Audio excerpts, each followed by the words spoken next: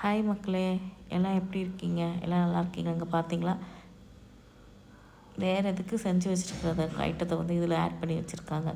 இவங்க பண்ணுற டார்ச்சர் தாங்க முடியல மக்களே. சரி, ஓகே, நம்ம வாங்க வீடியோக்குள்ளே போகலாம்.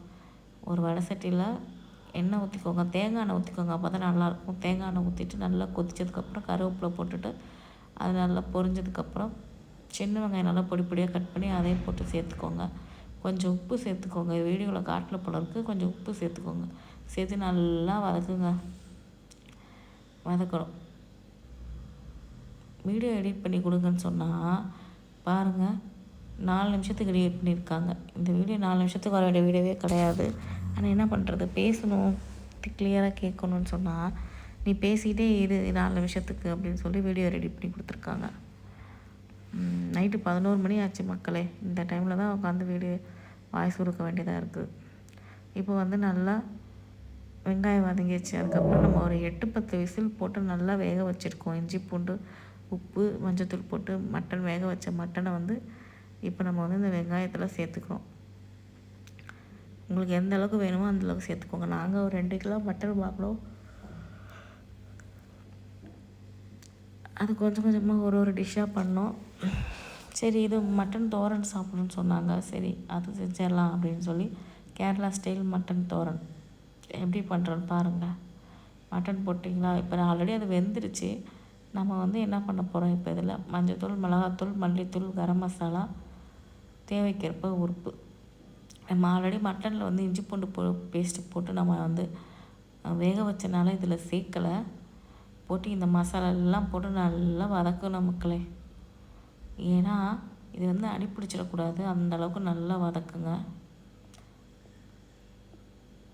பாருங்கள், எல்லோரும் நல்லா தூங்குறாங்க. நான் மட்டும் பேசிகிட்ருக்கேன். என்ன பண்ணுறது, பகலில் ஆனால் பாப்பா எழுந்திரிச்சிருவாங்க, வண்டி போகும், எல்லாம் போகும். சவுண்டில் ரெக்கார்ட் பண்ண முடியாது. பாப்பா அழுதுட்ருப்பாங்க, இல்லை விளாண்டுட்ருப்பாங்க. ஃபோனை எடுக்கவே முடியாது அவங்கக்கிட்ட.